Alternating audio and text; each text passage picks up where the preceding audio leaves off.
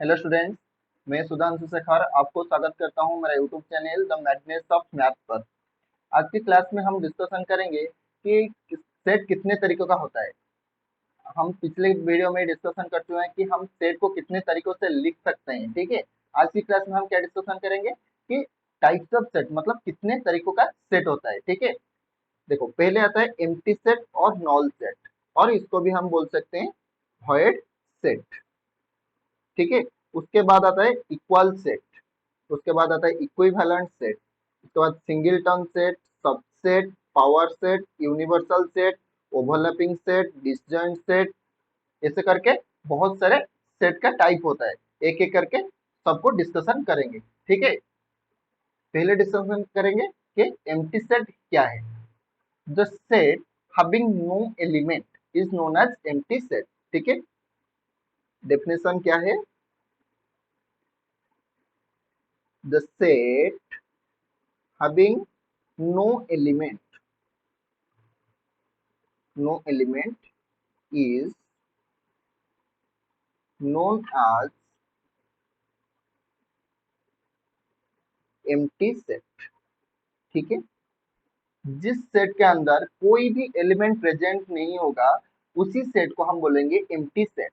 ठीक है, उसको हम कैसे डिनोट करेंगे? Empty set can be denoted by, ये जो सिंबल है इसके दौरान हम उसको डिनोट कर सकते हैं, नहीं तो हम इससे दो कर्ली ब्रैकेट एम्प्टी छोड़कर दो कर्ली ब्रैकेट लिखकर उसको डिनोट करेंगे। और ये जो दोनों है उसको क्या बोलते हैं? फाई। ठीक है, phi is the symbol of an empty set. ठीक है, नेक्स्ट पॉइंट क्या आता है एम्प्टी सेट में? The cardinality of an empty set is zero because, देखो, the cardinality of an empty set is zero. ठीक है,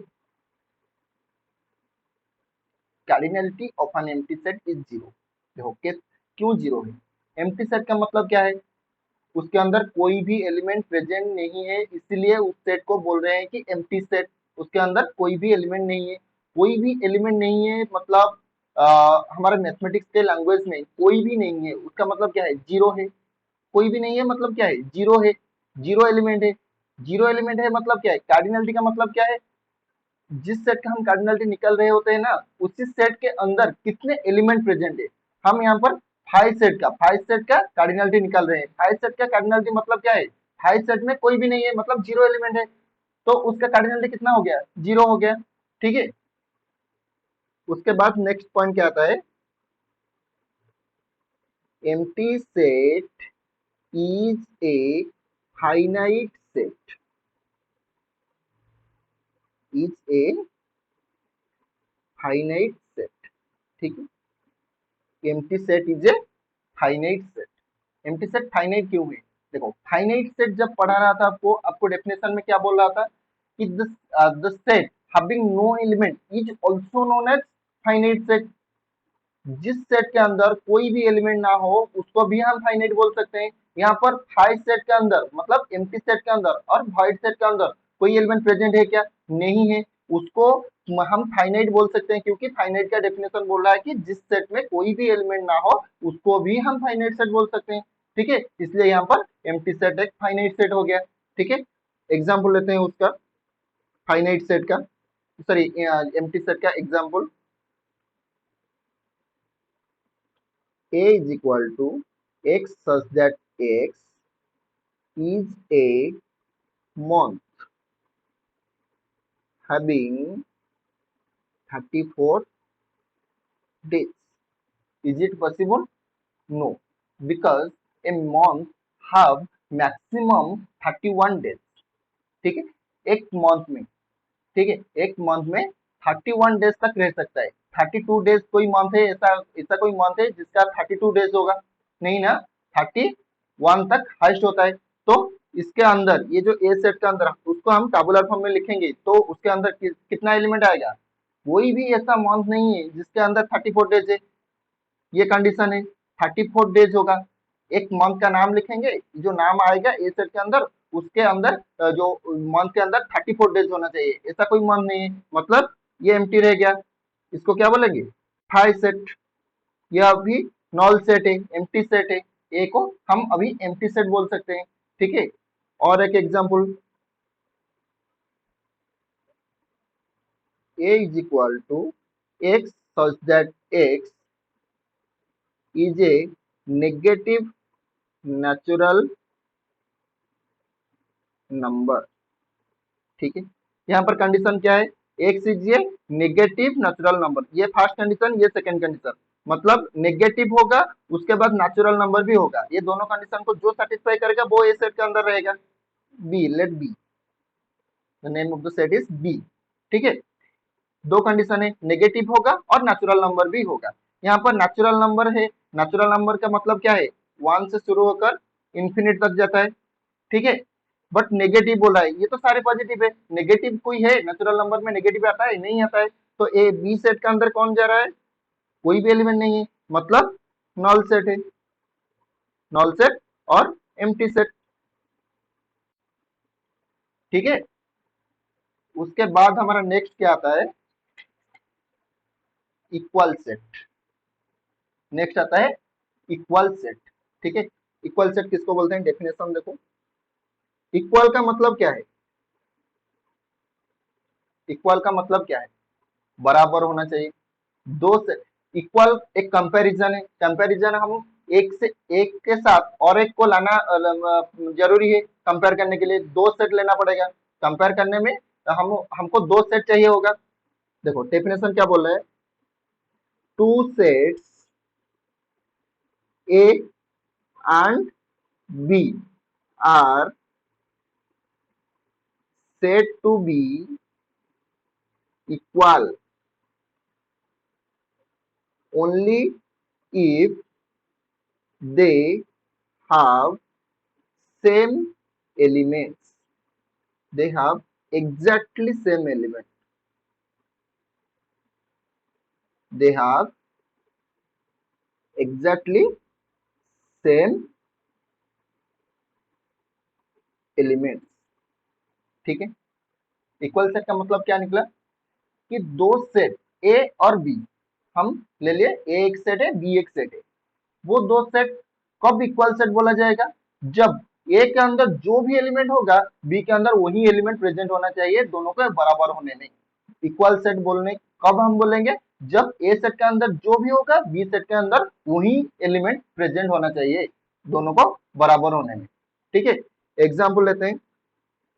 ए is equal to 1 2 3, B is equal to 1 2 3। अभी हम बोल सकते हैं A is equal to B. ठीक है। और एक देखो, ये नोट है। ठीक है। पी एक सेट है, उसके अंदर 0 1 2 है। क्यू एक सेट है,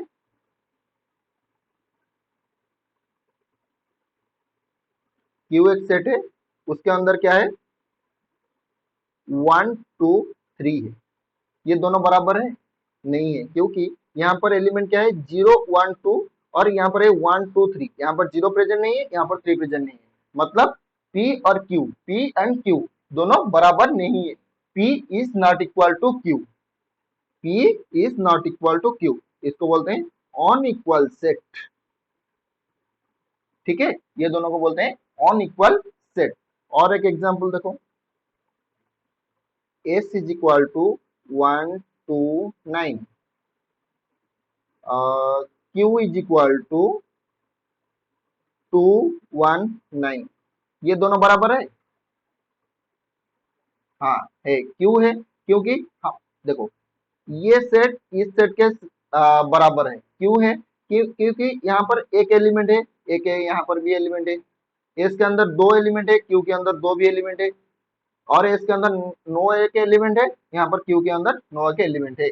इनका जो दोनों सेट का एलिमेंट बराबर है, इसलिए ये दो सेट बराबर है। मतलब हम S is equal to Q बोल सकते हैं। ठीक है। उसके बाद क्या आता है? Equivalent set.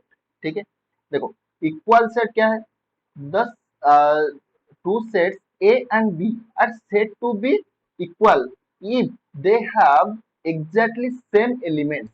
मतलब ए सेट के अंदर जो भी एलिमेंट प्रेजेंट होगा वही एलिमेंट बी सेट के अंदर प्रेजेंट होगा, तो हम बोलेंगे कि A is equal to B, और A and B are both are equal.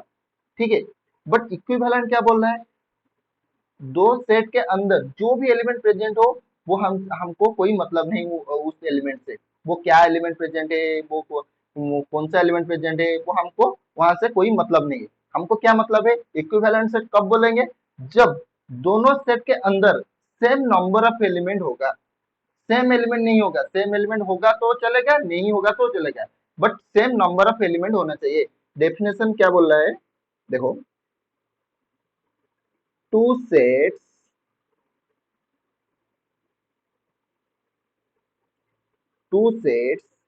A and B are said to be equivalent set only when, only if, only if they have same number of elements। ठीक है, ये क्या बोल रहा है, ए और B दो सेट कब इक्विवेलेंट होगा, और ये देखो डिनोटेड बाय, हम कैसे डिनोट करते हैं, इक्विवेलेंट, ये है इक्विवेलेंट का सिंबल। ठीक है, दो सेट इक्विवेलेंट होगा तो हम इससे डिनोट करते हैं। ए और बी दोनों सेट कब इक्विवेलेंट होगा, जब यहां पर नंबर ऑफ एलिमेंट्स, यहां पर नंबर ऑफ एलिमेंट सेम होगा। ठीक है, ए सेट में 3 एलिमेंट है तो बी सेट में 3 एलिमेंट होना चाहिए इक्विवेलेंट होने के लिए। ए सेट में 5 है तो यहाँ पर 5 होना चाहिए, यहाँ पर 4 है, यहाँ पर 5 है, इसको इक्विवेलेंट नहीं बोल सकते। ठीक है, जैसे कि हम एग्जांपल लेते हैं, ए इज इक्वल टू 1 2 3 4, ये एक सेट हो गया। C is equal to P Q R S, ये एक सेट हो गया। क्या क्या एलिमेंट प्रेजेंट है उनसे हमारा कोई मतलब नहीं, इक्विवेलेंट टेस्ट करना है तो हमको सिर्फ क्या मतलब है कि कितना एलिमेंट प्रेजेंट है। यहाँ पर नंबर ऑफ एलिमेंट क्या है, 4 है, यहाँ पर नंबर ऑफ एलिमेंट क्या है, 4 है, तो दोनों का नंबर ऑफ एलिमेंट, जो नंबर ऑफ एलिमेंट सेम है तो उनको बोलेंगे equivalent, equivalent set. A and B both are equivalent. ठीक है, और एक नोट कर लो यहाँ पर,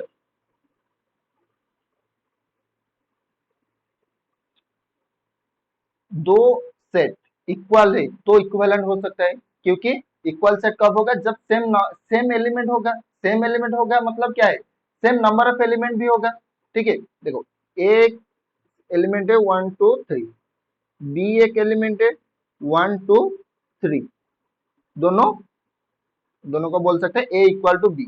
ए इक्वल टू बी है तो, और ए इक्विवेलेंट भी बोल सकते हैं, क्योंकि ये दोनों एलिमेंट, दोनों सेट में element same number of element है, इसीलिए इक्वल है, तो इक्विवेलेंट बोल सकते हैं। क्योंकि हमारा सेट से मतलब नहीं कौन सा एलिमेंट वो कंटेन किया है, हमको मतलब क्या है कितना एलिमेंट कंटेन किया है। ये 3 एलिमेंट रखा है, ये 3 एलिमेंट रखा हुआ है, इसको हम इक्विवेलेंट इसलिए बोल सकते हैं। मतलब नोट क्या निकल रहा है यहाँ से,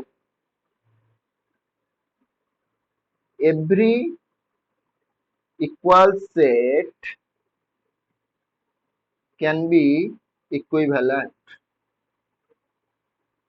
सभी इक्वल सेट को हम इक्विवेलेंट सेट बोल सकते हैं, but converse is not always true. हम सभी इक्विवेलेंट सेट को हम इक्वल सेट नहीं बोल सकते हैं। आपको क्वेश्चन में दिया होगा कि is it true that every equal set is equivalent, yes, of course it is true, but the converse part is given, when the converse part is given, that is all equivalent set is equal, no, may or may not be। ठीक है, हो सकता है, नहीं भी हो सकता है। इक्विवेलेंट होगा तो उसका कोई भी रिलेशन नहीं है इक्वल सेट के साथ।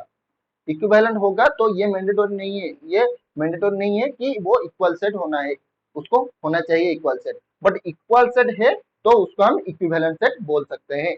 ठीक है। और देखो, और एक नोट यहाँ पर, और एक नोट क्या बोल रहा है, if A and B are equivalent, then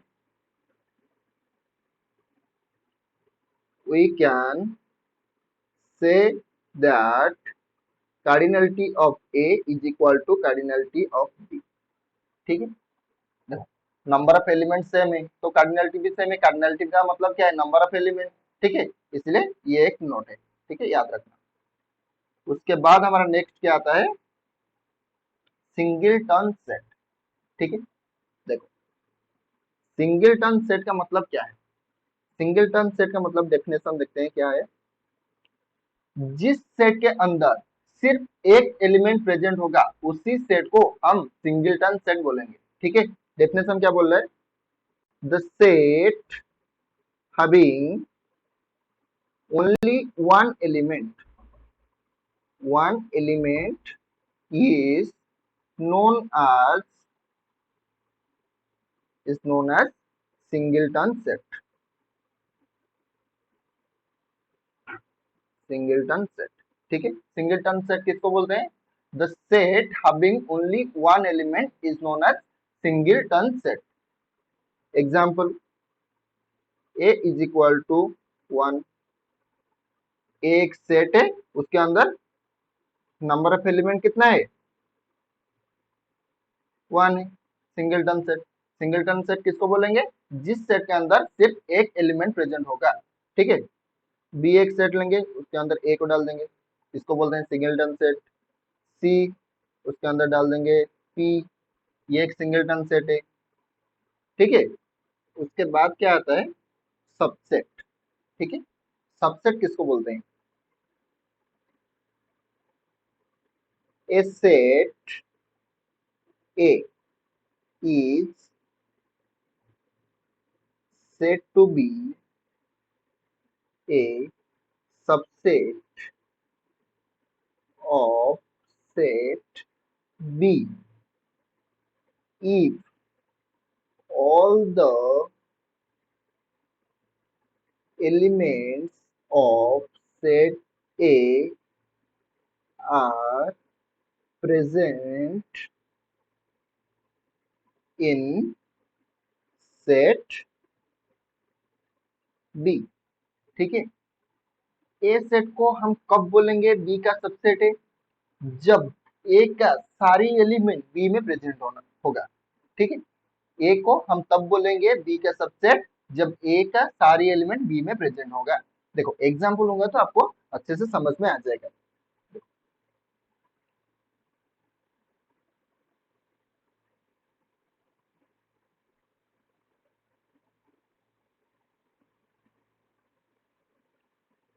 example 1, a is equal to 1 2 3 and b is equal to 1 2 3। ठीक है, a is equal to 1 2 3 and b is equal to 1 2 3। और एक एग्जांपल है, example 2, a is equal to a b c and b is equal to a b c d। ठीक है। Example number 3, a is equal to s t u, b is equal to s t u s t। ठीक, s t। ठीक है। ये तीनों example, देखो तीनों example से मैं समझाऊंगा कौन किसका सबसेट है, कौन सबसेट नहीं है। और एक बात यहीं पर बताना भूल गया है कि ये जो सबसेट है उसको हम कैसे डिनोट करते हैं, डिनोटेड बाय ये सिंबल। ये सिंबल हम यूज करते हैं सबसेट को डिनोट करने के लिए। ठीक है, देखो यहाँ पर ए को बी का सबसेट बोला जाएगा या नहीं। डेफिनेशन क्या बोल रहा है, if A is the subset of B, कब बोला जाएगा, जब ए का सारी एलिमेंट बी में प्रेजेंट हो। ठीक है, ए का सारी एलिमेंट बी में होगा तो हम बोलेंगे कि A is the subset of B. यहाँ पर ए का एलिमेंट क्या क्या है, एक, दो और तीन। वो जो एलिमेंट ए में प्रेजेंट है, एक, दो, तीन, वो बी सेट में है या नहीं है, तो हम क्या बोलेंगे, A is the subset of B. ठीक है, ठीक है। बट इस सेकंड एग्जाम्पल को आओ, यहाँ पर क्या बोल रहे हैं, ए में क्या क्या है, ए बी सी, और बी में क्या क्या है, ए बी सी डी। ठीक है, यहाँ पर तीन एलिमेंट है, यहाँ पर चार एलिमेंट है। हमारा डेफिनेशन क्या बोल रहा है, सबसेट कब बोला जाएगा, जब ए का सारे एलिमेंट बी में होगा। ठीक है, यहाँ पर ए में क्या क्या एलिमेंट है, ए बी सी, बी में ए बी सी, तो हम ए को सबसेट बोलेंगे बी का। ठीक है, यहाँ पर डी एक एक्स्ट्रा एलिमेंट प्रेजेंट है, हमें उससे कोई मतलब नहीं है कि हम कितना एक्स्ट्रा एलिमेंट प्रेजेंट है, डी हो, ई हो, एफ हो, जो भी प्रेजेंट हो, हमको सिर्फ ये मतलब है कि ए में जो एलिमेंट है वो बी में है या नहीं, ये चेक करना है। ए में जो एलिमेंट है वो बी में होगा तो A is the subset of B बोल दिया जाएगा। ठीक है, यहाँ पर देखो एग्जाम्पल 3 में आओ, ए को बी का सबसेट बोल सकते हैं या नहीं, रॉन्ग और राइट। देखो ए में ए से टी है, यू, तीनों एलिमेंट है, बी में एस और टी है। हम ए को बी का सबसेट कब बोलेंगे, जब ए का सारी एलिमेंट बी में होगा। यहाँ पर ए में एस है, टी है और यू है, यहाँ पर एस टी दोनों ही प्रेजेंट है। यू प्रेजेंट है क्या, बी में यू नहीं है बट ए में है, तो ए को हम बी का सबसेट नहीं बोल सकते। वहां पर हम कैसे लिखेंगे, A is not the subset of B. ये जो सिंबल किस लिए यूज हो रहा है, not the subset, not the subset of B, A is not the subset of B. ठीक है, ये सिंबल को नॉट सबसेट बोलते हैं। ठीक, उसके बाद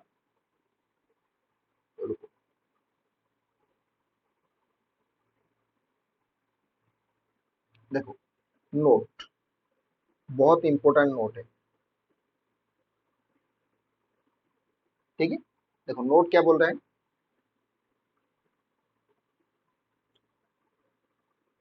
every set is a subset of itself. Every set, her set उस जो खुद का एक सबसेट होगा। क्यों होगा, देखो एग्जांपल लेते हैं, ए एक सेट है, 1 2 3। हमारा नोट क्या बोल रहा है कि every set is the subset of itself, मतलब ए सबसेट ऑफ ए। हमारा नोट बोल रहा है, प्रूव कैसे करेंगे, यहाँ पर ए में क्या क्या है, 1 2 3, 1 2 3, दो बार लिख लिए ए को। ए कब ए का सबसेट होगा, जब ए का सारी एलिमेंट ए में प्रेजेंट होगा। ए का सारी एलिमेंट ए में प्रेजेंट है। ठीक है, ए का ए में कितनी क्या क्या प्रेजेंट है, 1 2 3, वो ए में प्रेजेंट है। ए का सारी एलिमेंट तो ऑब्वियसली ए में होगा, तो हम ए को सबसेट ऑफ ए बोल सकते हैं। उसके उसी हिसाब से ये नोट आ गया कि every set is a subset of itself.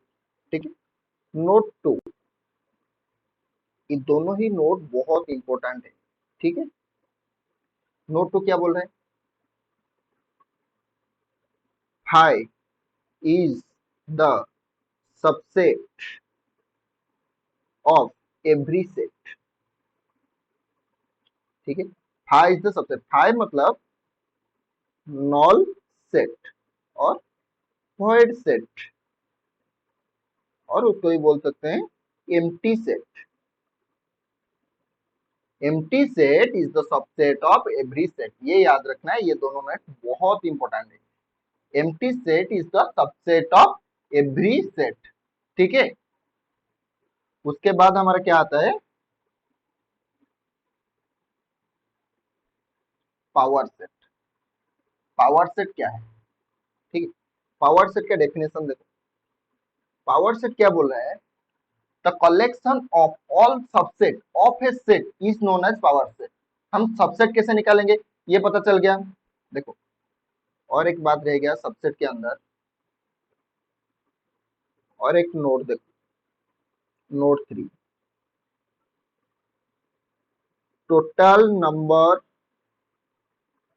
Of subset of a set A having n elements is 2 to the power n। मतलब देखो,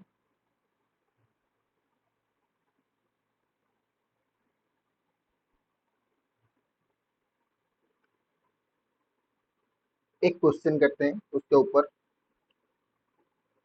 find all the subsets of set A equal to 1 2। ये एक set दिया हुआ है, आपको पूछा है कि फाइंड ऑल द सबसेट, जितना पॉसिबल सबसेट है ए सेट का वो निकालो। देखो हम निकालेंगे ए का कौन सा सबसेट है। The subsets are, the subsets are, क्या क्या हो सकता है, एक हो सकता है, दो हो सकता है, एक दो ये हो सकता है, क्योंकि हम अभी नोट वन में क्या पढ़े कि हमारा सभी सेट खुद का सबसेट होता है। ये एक दो सेट के बराबर है, खुद का एक सबसेट होगा, यहाँ पर लिख सकते हैं। और five is the subset of every set, empty set is the subset of every set, five भी लिख सकते हैं। यहाँ पर कितना सबसेट निकला, चार सबसेट, एक दो तीन और एक चार, चार सबसेट। अभी में जो आपको फॉर्मूला बताया नोट थ्री में, नोट थ्री में क्या बताया, total number of subsets having an number of element of a set. मतलब ए सेट में एन एलिमेंट होगा, एन से एन एलिमेंट होगा, मतलब ए का कार्डिनलिटी एन होगा। तो टोटल नंबर ऑफ सबसेट्स वो कितना होगा, 2 टू द पावर एन। यहाँ पर ए का कार्डिनलिटी कितना है, दो है, मतलब दो एलिमेंट ए में प्रेजेंट है।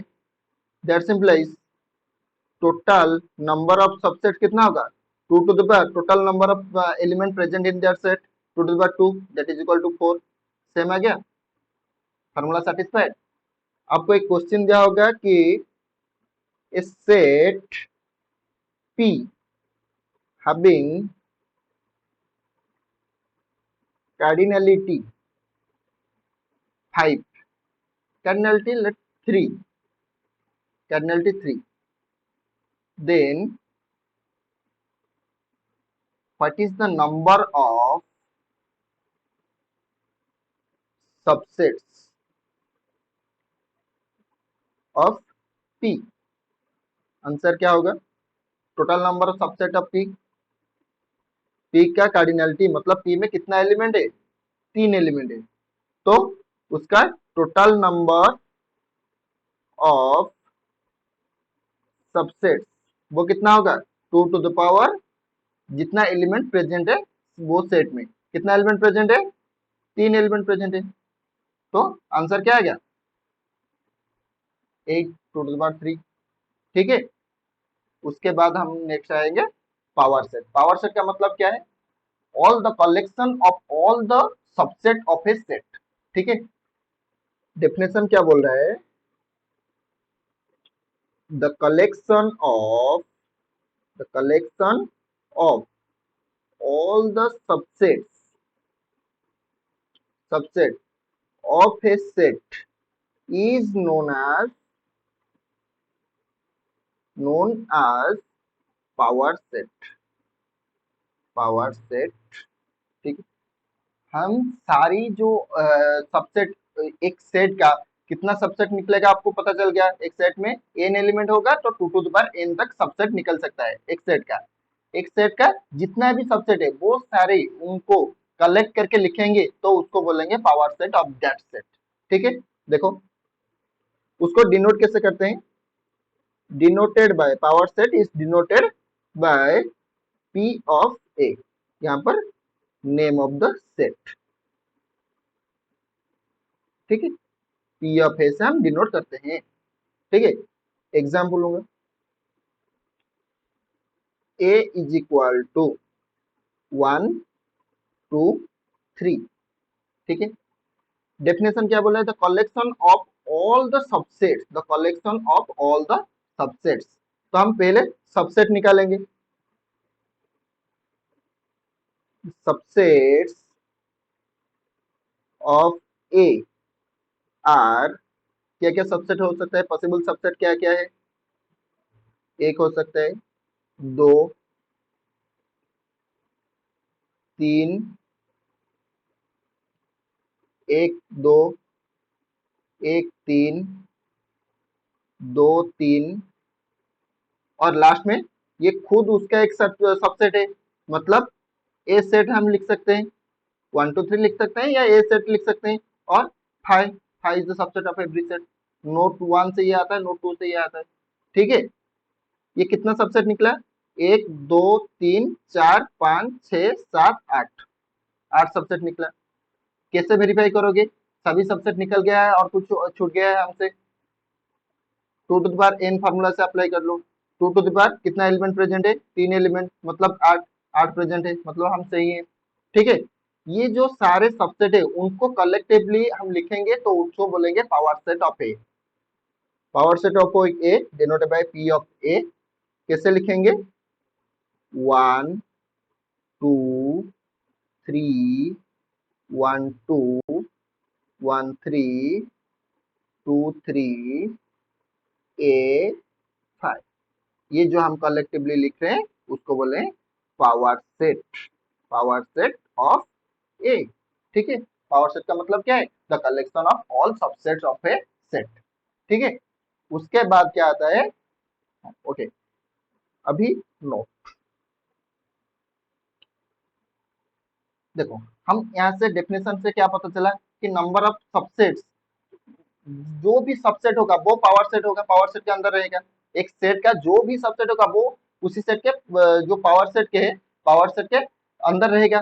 ठीक है, तो power set of A, power set of A, cardinality of power set of A 2 to the power n होगा या नहीं होगा, टोटल नंबर ऑफ, इसका मतलब क्या है, total number of subset, total number of subset. तो कार्डिनलिटी ऑफ पी ऑफ ए मतलब पावर सेट ऑफ ए के अंदर कितना एलिमेंट आता है, कितना एलिमेंट आएगा, जितना सबसेट होगा उसका, मतलब उसके अंदर कौन आएगा, जो सबसेट होगा ए का वो आएगा। सबसेट कितना हो सकता है, 2 टू द पावर n तक हो सकता है। एन का एन क्या है, number of element of a set. ठीक है, एन क्या है, number of element of a set. ठीक है, ये नोट डाउन कर लेना। ठीक है, और उसके बाद क्या आता है हमारा, इंटरवल। ठीक है, इंटरवल क्या है, देखो चार तरीके का इंटरवल होते हैं, चार तरीके का मतलब हम तो बोलते हैं दोनों, दोनों को सेम बोलते हैं, सेमी ओपन, सेमी क्लोज और ओपन और क्लोज, ये चार तरीकों का होता है। पहले आता है ओपन इंटरवल। ठीक है, नेक्स्ट आता है semi open,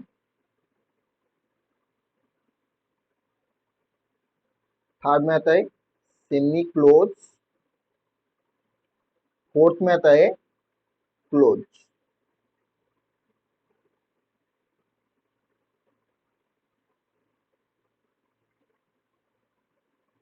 close interval, semi close interval और सेमी ओपन इंटरवल। ठीक है, ये चार तरीकों का इंटरवल होता है। ठीक, जो हम बाद में यूज करेंगे, अभी अब जान लो ये क्या क्या है। ओपन इंटरवल, ओपन इंटरवल क्या है, हम इससे डिनोट करते हैं ओपन इंटरवल। ये दोनों एलिमेंट रहेगा, कोई नंबर रह सकता है, कोई भी रह सकता है, डिनोट कैसे करते हैं, ये ओपन इंटरवल। ठीक है, इसे डिनोट करते हैं। सेमी ओपन का मतलब क्या है, एक साइड ओपन होगा और एक साइड क्लोज होगा। सेमी क्लोज का मतलब क्या है, एक साइड क्लोज है और दूसरे साइड ओपन है।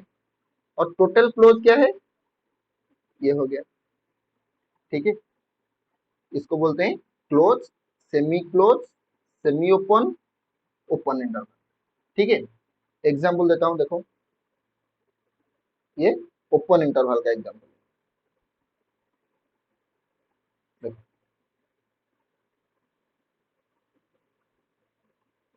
ओपन इंटरवल,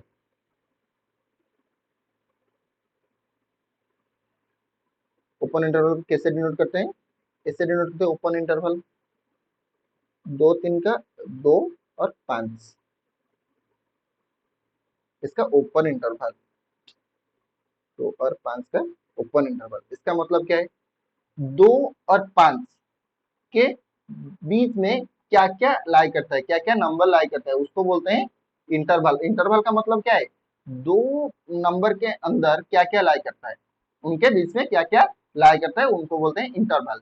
दो और पांच के अंदर क्या क्या आता है, दो नहीं जाएगा। ओपन मतलब, ओपन का मतलब ये साइड नहीं जाएगा, ये साइड मतलब दो नहीं जाएगा और पांच नहीं जाएगा। मतलब क्या क्या आएगा, तीन और चार उसके अंदर। सेमी ओपन, उसका मतलब क्या है, इस साइड नहीं जाएगा बट इस साइड जाएगा, मतलब दो नहीं जाएगा, उसके बाद तीन जाएगा, चार जाएगा, पांच जाएगा। सेमी क्लोज, सेमी क्लोज का मतलब क्या है, एक साइड क्लोज है एक साइड ओपन है। मतलब ये जो क्लोज, इसको बोलते हैं क्लोज, इसको बोलते हैं ओपन। क्लोज मतलब ये जाएगा बट ये नहीं जाएगा, मतलब दो तीन चार। और दोनों साइड क्लोज जब हो जाएगा उसको बोलते हैं क्लोज इंटरवल। इसका मतलब क्या है, दो जाएगा, तीन जाएगा, चार जाएगा और पांच भी जाएगा, ये भी जाएगा और ये भी जाएगा। ठीक है, समझ में आ गया इंटरवल क्या है। इंटरवल मतलब चार तरीकों का होते हैं, semi open, semi close, close और ओपन। ठीक है, ओपन का मतलब जी, इसको बोलते हैं ओपन, इसको बोलते हैं क्लोज। ठीक है, ओपन रहेगा तो इस साइड में जो प्रेजेंट रहा होगा वो नहीं जाएगा। ठीक है, यहाँ पर क्लोज है मतलब ये साइड जाएगा और इस साइड क्लोज है तो ये साइड भी जाएगा। यहाँ पर ओपन है तो इस साइड भी नहीं जाएगा, ये साइड भी नहीं जाएगा, उसके बीच में जो जाएगा। इसका मतलब क्या है, उसके बीच में जो है वो भी जाएगा और इस साइड वाला भी जाएगा। ठीक है, उसके बाद हमारा नेक्स्ट क्या आता है, यूनिवर्सल सेट। देखो यूनिवर्सल सेट क्या है, यूनिवर्सल सेट क्या है, it is the biggest set which contain other small sets. It is the biggest set which contains other small sets. Definition देखो क्या बोल रहा है, it is the biggest set which contains all other small sets. ठीक है, it is the biggest set, ये सबसे बड़ा सेट है। यूनिवर्सल सेट मतलब यूनिवर्स, यूनिवर्स का मतलब क्या है, सबसे बड़ा। यूनिवर्सल सबसे बड़ा सेट है जिसके अंदर सभी सेट जाता है, जो कंटेंट करता है सभी सेट को कंटेंट करता है। ठीक है, इसको हम कैसे डिनोट करते हैं, डिनोटेड बाय यू, इसको बोलते हैं यू। यू मतलब यूनिवर्सल सेट। ठीक है, एग्जाम्पल लेते हैं, यूनिवर्सल सेट किसको बोलते हैं, देखो एन, एन किसके अंदर रहता है, एन स्टार, क्योंकि एन वन से शुरू होकर इंफिनिटी तक जाता है, एन स्टार जीरो से शुरू होकर इंफिनिटी तक जाता है, इंफिनिटी तक जाता है। इसका मतलब क्या है, ये वन से शुरू होता है, ये जीरो से शुरू होता है, मतलब ये बड़ा है, एन से एन स्टार बड़ा है, एन स्टार से जेड बड़ा है, क्योंकि यहाँ पर ये सारी एलिमेंट जाते हैं उसके साथ नेगेटिव एलिमेंट से ऐड हो जाते हैं। मतलब एन स्टार से जेड बड़ा है, जेड से क्यू बड़ा है। क्यू क्या है बताऊंगा, जो क्यू है rational number, P by Q के दौरान लिखेंगे हम, पी बाई क्यू के दौरान जिसको लिख सकते हैं, जिस नंबर को हम पी बाई क्यू के फॉर्म में लिख सकते हैं। और Q is not equal to zero and P और क्यू दोनों बिलोंग्स टू जेड सेट। इसका जो फॉर्मेट है मैं बताऊंगा, बाद में बताऊंगा। जेड क्यू, उसके बाद आएगा आर, ऐसे करके हम बोल सकते हैं। ये जो आर है सबसे बड़ा है, हम इसको बोल सकते हैं R is the universal set for N, N star, Z, Q. हम ये भी बोल सकते हैं क्योंकि R is the biggest set which contain N, N star, Z, Q, ये सारे सेट को वो कंटेन कर रहा है, इसलिए हम आर को यूनिवर्सल सेट बोल सकते हैं। ठीक है, उसके बाद हम और कुछ नहीं है, उसके बाद हम मैं नोट यहाँ पर नहीं ऐड किया हुआ हूँ। मैं आपको वीडियो जब अपलोड करूंगा मैं वहां पर आपको स्लाइड में नोट ऐड करके दे दूंगा, आप नोट वहां से लिख लेना, और नहीं तो मेरे डिस्क्रिप्शन में आप जाकर टोटल सेट के जो चैप्टर है उसका एक लिंक प्रोवाइड करूंगा, वो नोट का, हैंड रिटन नोट का, वहां से आप एक्सेस कर सकते हैं नोट को।